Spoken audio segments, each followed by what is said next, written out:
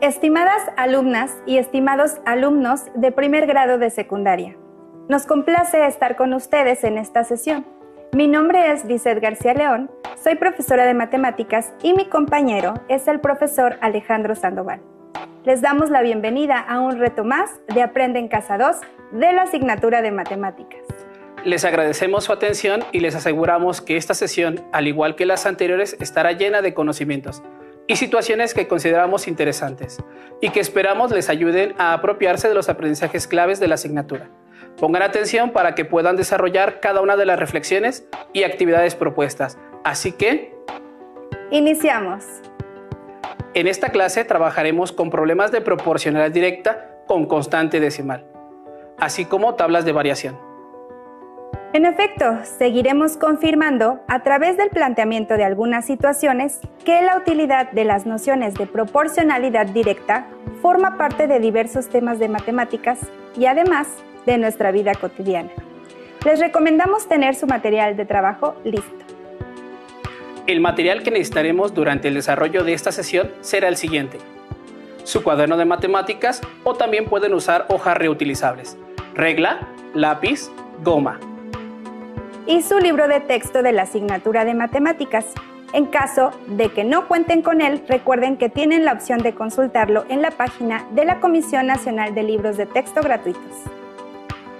En la clase anterior estudiaron problemas de proporcionalidad directa, utilizando una constante con número fraccionario, o también llamada constante fraccionaria, en situaciones que se relacionan con la cantidad de azúcar que consumimos en ciertas bebidas. Ahora ya saben que las fracciones y los decimales están íntimamente ligados y que los números fraccionarios tienen su representación equivalente en números decimales. Esta se obtiene por diversos procedimientos. Uno de ellos es dividir el numerador entre el denominador. Por ejemplo, ustedes ya conocen que un cuarto puede ser representado de forma decimal como 0.25, ya que son equivalentes, y esto lo podemos demostrar efectuando la división. Claro, este procedimiento ya lo revisamos y ahora será útil para resolver problemas de variación proporcional directa con números decimales. Es probable que ante esta situación varias y varios de ustedes se pregunten: ¿cómo podemos completar una tabla de variación utilizando la constante de proporcionalidad con número decimal? Aquí encontrarán cómo hacerlo y podrán observar que el método es parecido al que realizaron en las lecciones pasadas. Pongan atención en lo que le pasó al profesor Alejandro. Hace unos días fui al nutriólogo y este me comentó los beneficios de comer ciruelas debido a la gran cantidad de nutrientes, agua y fibra que contienen. Si el nutriólogo me dijo que al comer 2 ciruelas estoy ingiriendo 1.5 gramos de fibra, ¿qué cantidad de fibra se ingiere al comer 1, 10, 13, 18, 20 o 30 ciruelas? Ante esta situación y tomando como base las lecciones anteriores, díganme, ¿de qué manera pueden organizar la información? Efectivamente, con una tabla de datos o registro tabular en su cuaderno. Tomen nota para poder dar respuestas a la pregunta de la situación planteada. La tabla que se muestra tiene 2 columnas. Ustedes pueden elaborar la suya en casa. Una corresponde a la cantidad de piezas de ciruelas y la otra a la cantidad de gramos de fibra. En la primera fila se han escrito los títulos de la columna y la unidad de referencia. Por un lado, la cantidad de ciruelas y la segunda columna corresponde a los gramos de fibra que aportan las ciruelas. En cada fila de la primera columna se han registrado la cantidad de piezas de ciruelas que se consumen: 1, 2, 10, 13, 18, 20 y 30.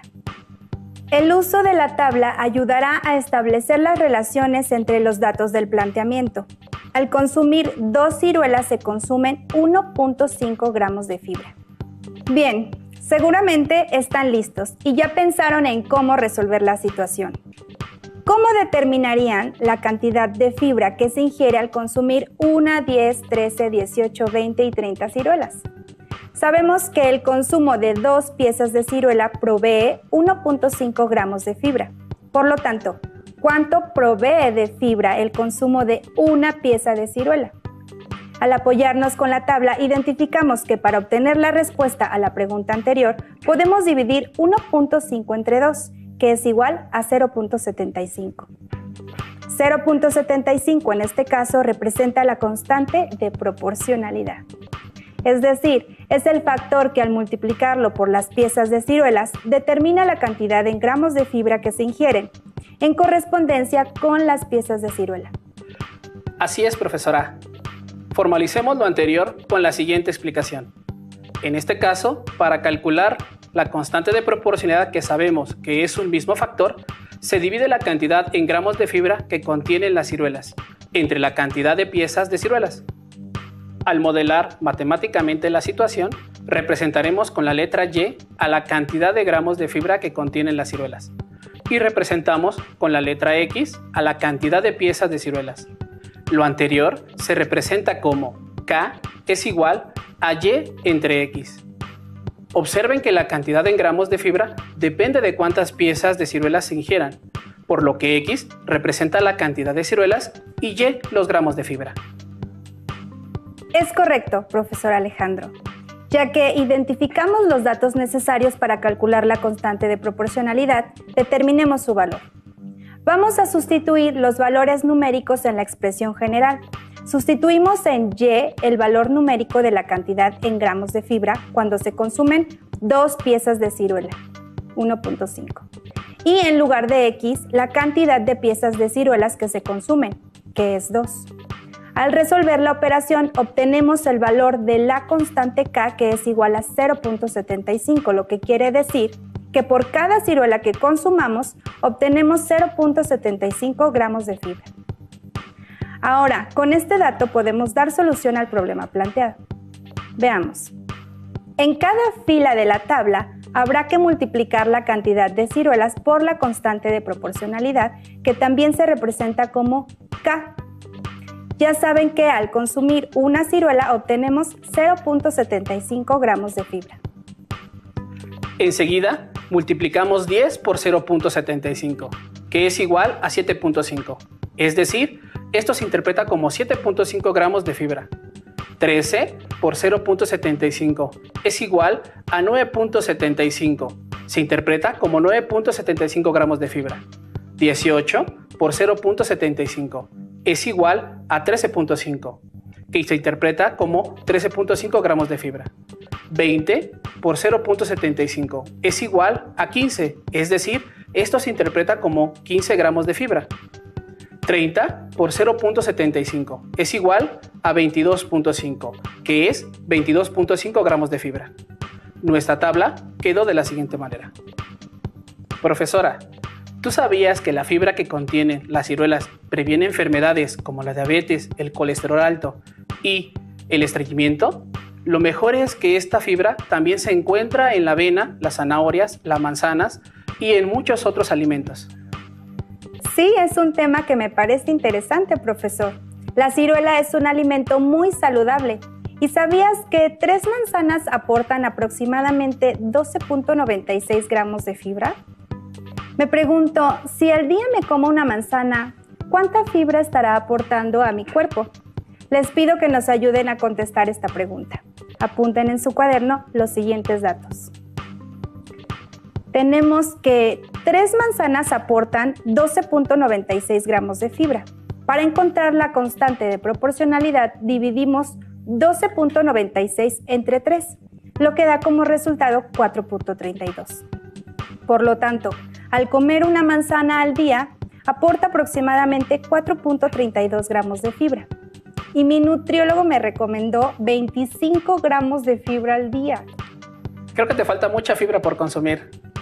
Claro, pero lo que no te dije es que me encantan las ciruelas. Recuerda que la fibra podemos obtenerla de diferentes alimentos, tal y como lo mencionaste. Por eso es recomendable tener una dieta variada y balanceada. Me causa mucho interés el saber que los procedimientos que hemos explicado ayudan a calcular la cantidad de fibra que consumimos, entre otras cosas. Seguramente, otros conocimientos de las matemáticas también se involucran en el cuidado de la salud, al poder calcular las porciones y la cantidad de alimentos que debemos comer, o bien para saber cuáles de ellos es saludable consumir. ya que si necesitamos consumir cierta cantidad de chayote, por el tipo de vitamina que aporta, por ejemplo, puede sustituirlo por cierta cantidad de brócoli. Tomen en cuenta que las medidas que trabajamos en los ejemplos anteriores son aproximadas, ya que existen distintos tipos de ciruelas y de manzanas, y cada fruta tiene distinto aporte nutricional. Así que los datos pueden variar. Lo ideal es que visiten a una nutrióloga o a un nutriólogo, si tienen dudas sobre su alimentación. Claro, y podrán verificar que las personas especializadas en nutrición realizan operaciones y utilizan fórmulas matemáticas para elaborar una dieta con base en las necesidades de cada persona. Buscando elementos relacionados con nuestro tema, encuentro que en el uso de aparatos tecnológicos también se nos presentan situaciones que requieren del cálculo de la constante de proporcionalidad con números decimales. Esto en situaciones de proporcionalidad directa. Pongan atención a la siguiente situación. Una de mis amigas tiene una cámara profesional que acaba de comprar para su trabajo como fotógrafa, con la que se dedica a tomar fotografías en eventos como bodas, cumpleaños y festivales. Al leer el instructivo encontró que cada fotografía puede ocupar en la memoria de la cámara desde 1.5 hasta 7 megabytes, lo que quiere decir que en promedio puede ocupar 4.25 megabytes por fotografía. Un megabyte es una unidad de medida de almacenamiento informático utilizado comúnmente en computadoras, teléfonos celulares, internet, entre otras. En su cuaderno anoten lo siguiente. Con las especificaciones de la cámara, donde calculamos que una fotografía consume aproximadamente 4.25 megabytes de memoria, completa la tabla. Esta contiene en la primera columna la cantidad de fotografías. Comienza con 1, 10, después 25, 50, 75, 100 y 125. En la segunda columna anotaremos los megabytes utilizados de acuerdo con la cantidad de fotografías. Una fotografía corresponde a 4.25 megabytes en promedio, que es el valor que ya conocemos. Ahora den respuesta a la pregunta. Aproximadamente, ¿cuántas fotografías podrá tomar mi amiga si la cámara tiene integrada una memoria de 500 megabytes? Me parece interesante la situación que plantea la profesora, ya que en este caso, como pueden observar, X representa a las fotografías y Y son los megabytes que se ocupan en la cámara. Al establecer la razón, observamos que la constante ya la conocíamos desde un inicio. Veamos el resultado de dividir 4.25 entre 1. Es 4.25, por ser el valor unitario. Con este valor de la constante K, ya podemos completar la tabla. Para 10 fotografías, multiplicaremos 10 por la constante, 4.25. El resultado es 42.5 megabytes. Continuamos, para 25, al multiplicar por la constante, el resultado es 106.25 megabytes. Así, en 50, obtenemos 212.5. En 75, el resultado es 318.75 megabytes. Para 100, tenemos la cantidad de 425. Y con 125 fotografías se ocupan 531.25 megabytes de memoria. Por lo tanto, no es posible tomar 125 fotografías, ya que recuerden que la cámara tiene únicamente 500 megabytes de memoria interna. Como ven, en este caso la constante de proporcionalidad es igual al valor unitario, o sea, al tamaño que ocupa una sola fotografía. Pero aún nos falta saber ¿cuántas fotografías podríamos tomar con los 500 megabytes de la memoria interna? En sus anotaciones respondan. ¿Cómo podrían resolver esta interrogante? Para obtener el resultado podemos hacer una comparación entre el tamaño total de almacenamiento, que son 500 megabytes, entre el tamaño total de cada fotografía, que es 4.25, y así obtener el resultado. Atención en lo siguiente. Al hacer la comparación de 500 entre 4.25, el cociente es 117.64, por lo que podemos responder que podría tomar 117 fotografías y quedaría un poco de espacio que no alcanzaría para hacer ni una fotografía más.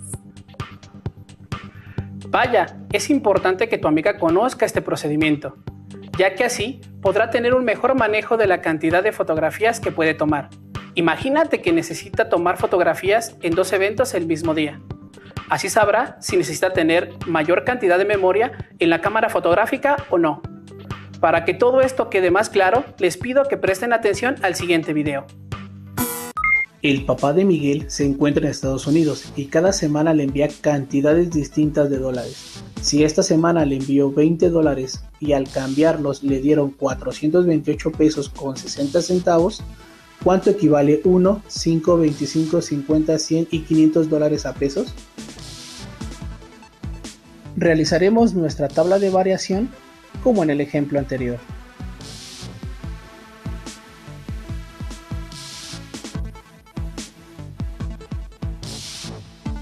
Analicemos un poco para determinar quién es X y quién es Y. Observemos que los pesos dependen de los dólares para conocer su valor, por lo que X son los dólares y Y son los pesos.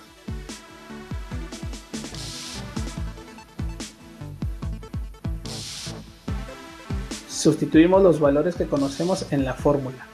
428 pesos con 60 centavos entre 20 dólares. Al efectuar la división, encontramos que la constante de proporcionalidad es igual a 21.43.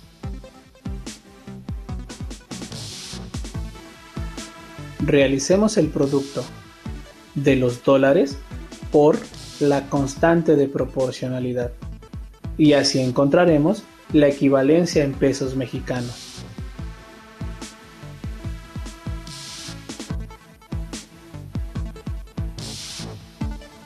Nuestra tabla de variación quedó de la siguiente manera. Entre más dólares se envíen, la cantidad de pesos se incrementa de manera proporcional, es decir, los pesos mexicanos son directamente proporcionales a la cantidad de dólares. Esto me recuerda la situación que está pasando mi amigo Antonio. Les comento, Antonio es un chef que por oferta de trabajo emigró a Canadá, ya que encontró un trabajo por medio de la embajada de aquel país.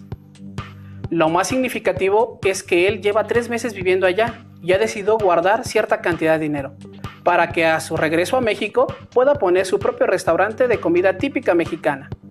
Hasta el momento ha podido ahorrar 4.374 dólares canadienses. ¿Cuánto dinero representa en pesos mexicanos si en este día por 6 dólares canadienses te devuelven 100 pesos con 50 centavos? Comparado con el ejemplo del video, nos percatamos que el tipo de cambio entre las monedas de diferentes países siempre es variable, aunque podemos plantear una tabla de variación para darle seguimiento al incremento de su capital. Copien la tabla y completen obteniendo los datos por medio de la constante de proporcionalidad. Trazamos la tabla con 2 columnas. En los encabezados ponemos dólares canadienses y pesos mexicanos. Debajo 8 filas con los valores para dólares canadienses de 1, 6, 18, 54, 162, 486, 1458 y 4374. En la columna de pesos mexicanos, en la fila del 6 anotamos 100.5, que es el valor en pesos mexicanos que nos está dando la referencia de la situación analizada. Ahora pueden imaginarse que la variable dependiente Y corresponde a los pesos mexicanos y la variable independiente son los dólares canadienses, ya que el dinero total que va a tener está en función de la cantidad de dólares que logre ahorrar. Así, tenemos que sustituir en la fórmula y obtenemos 100.5 entre 6, lo que resulta en 16.75, nuestra constante K. Ahora podemos fácilmente encontrar los valores faltantes de nuestra tabla multiplicando las cantidades de dólares canadienses por la constante K. En casa, completen los valores faltantes de la tabla. Veamos cómo queda. Por $1 canadiense obtenemos 16.75 pesos mexicanos. Por 18 dólares canadienses son 301.50 pesos. Por 54 dólares tenemos 904.50 pesos. 162 dólares equivalen a 2.713.50 pesos. Para 486 son 8.140.50. Con $1,458 tenemos $24,421.50 pesos. Y por último, $4,374 canadienses se cambiarían por $73,264.50 pesos. Correcto, profesora Lisette. Con la misma tabla encontramos la respuesta a la pregunta del problema. La cantidad de su ahorro en pesos mexicanos en este día es de 73,264 pesos con 50 centavos. Recordemos que el tipo de cambio del peso mexicano con otras monedas varía día con día. Les pido que presten atención al siguiente video. Problemas de proporcionalidad directa con constante con número decimal.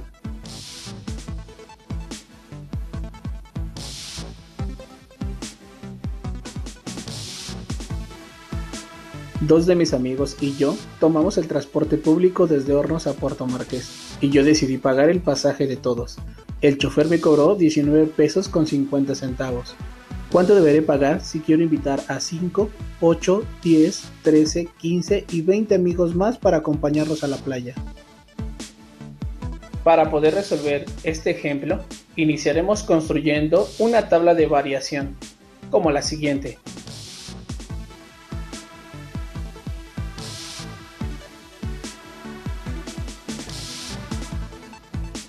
Analizaremos un poco para determinar quién es X y quién es Y. Observemos que el costo depende de cuántas personas se invita a la playa, por lo que X es la cantidad de personas y Y es el costo.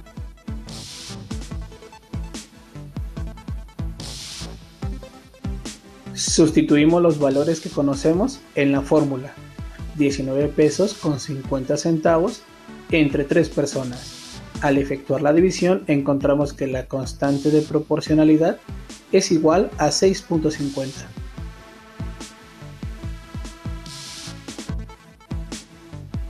Realicemos el producto de la cantidad de personas por la constante de proporcionalidad directa y así encontraremos los costos.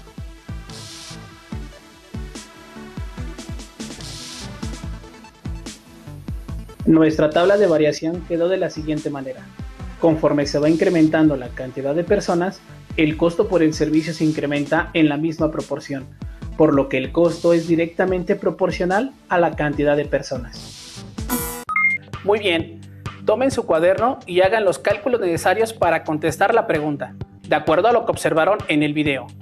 ¿Cuánto nos cobrará el chofer si invitamos a 9 personas a Puerto Marqués? Muy bien, podemos encontrar los costos cuando conocemos la constante de proporcionalidad.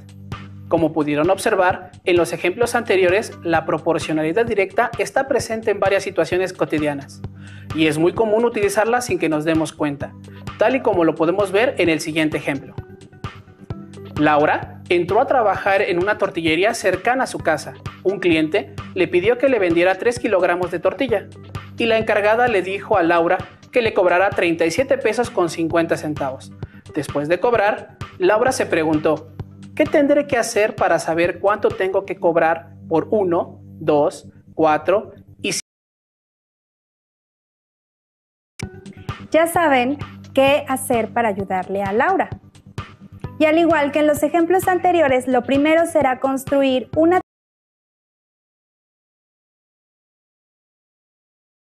la primera columna, kilogramos de tortilla, y en la segunda, precio en pesos. El dato que ya tenemos es que se pagan 37.50 pesos por 3 kilogramos de tortillas. Seguramente ya saben cuál es la variable independiente y la variable dependiente.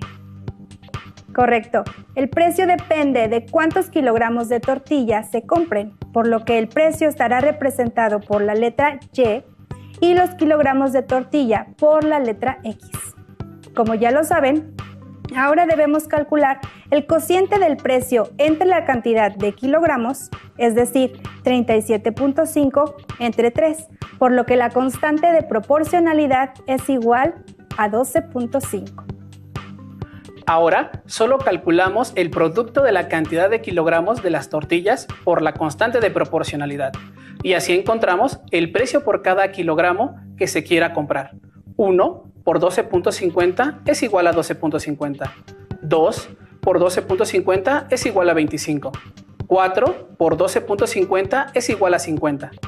Y 5 por 12.50 es igual a 62.50. Muy bien, hemos terminado la tabla y Laura ya sabrá cómo obtener el precio de cada kilogramo de tortillas que le pidan. De 1 kilogramo de tortillas vamos a pagar 12.50 pesos. De 2 kilogramos, 25 pesos. De 3 kilogramos, son 37.50 pesos y así sucesivamente. Como lo observaron, la proporcionalidad directa es de gran utilidad, ya que con ella podemos resolver una inmensa cantidad de problemas de distintas situaciones. Ahora que ya trabajamos la constante de proporcionalidad directa con constante decimal en diversos contextos, no se olviden que para encontrarla se obtiene el cociente de la variable dependiente, que está representada por la letra Y, entre la variable independiente, que está representada por la letra X. Revisen en su libro de texto el tema que estudiamos en esta sesión, problemas de proporcionalidad directa, y realicen las actividades que ahí se sugieren. También pueden volver a ver la lección más tarde. ¡Listo! Es todo por ahora. Fue un gusto compartir con ustedes este viaje de conocimientos por el mundo de las matemáticas. No dejen de acompañarnos en la próxima aventura de Aprende en Casa 2. ¡Hasta la próxima!